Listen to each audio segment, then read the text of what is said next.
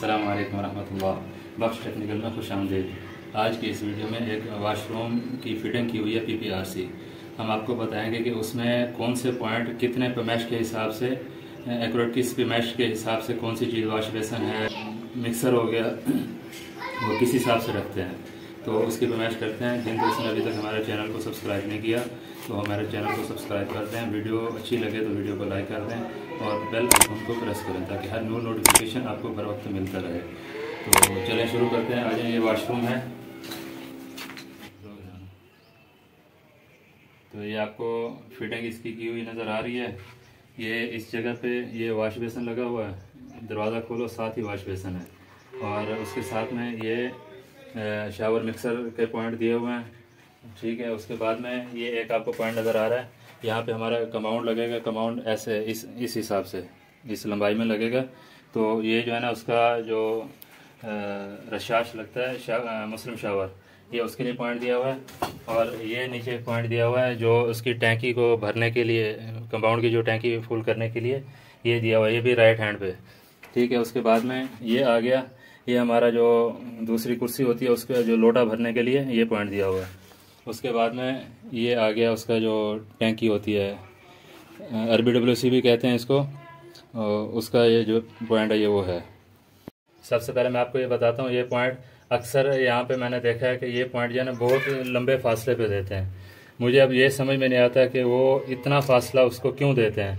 हालांकि ये बीच में जगह होती है जो 1.5 इंच का 2 इंच का पाइप या यहाँ पे नीचे पी ट्रैप लगा होता है। तो ये पॉइंट बिल्कुल करीब रहना चाहिए ताकि जो इसकी नीचे लेग्स होती है वाश बेसन की, उसके पीछे पॉइंट छुप जाने चाहिए। तो इतना बड़े पॉइंट देने का मेरे हिसाब से तो कोई फ़ायदा है नहीं।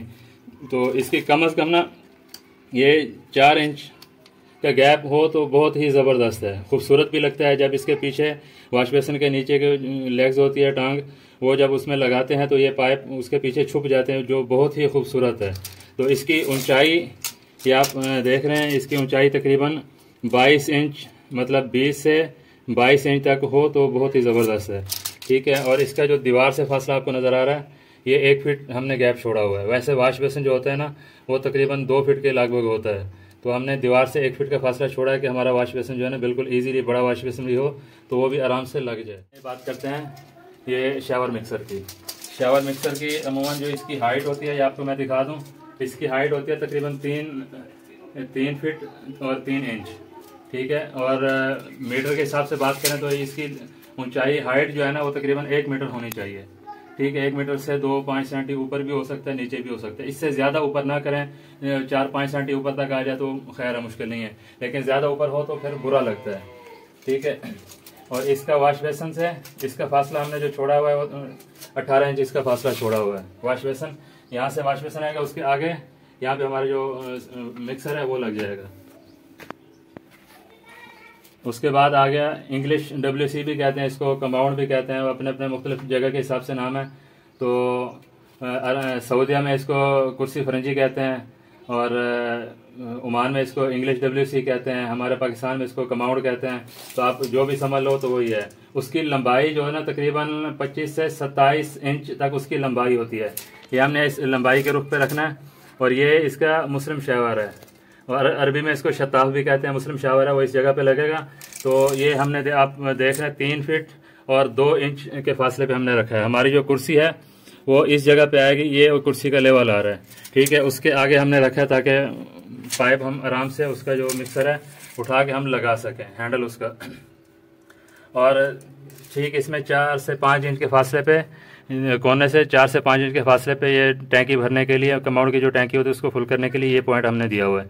इसकी हाइट कम से कम जो है ना 1 फीट होनी चाहिए। 1 फीट से मतलब अपना 15 इंच तक हो जाए तो वो बेहतरीन है।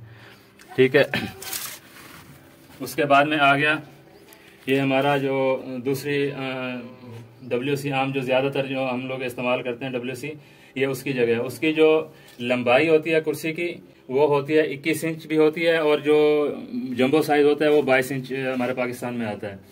तो उसकी जो चौड़ाई होती है वो 16 इंच और 17 इंच होती है। तो उस हिसाब से भी आप देखें, हमने इसको 33 इंच पे ये पॉइंट हमने दिया हुआ है। ठीक है, 33 इंच पे ये पॉइंट दिया।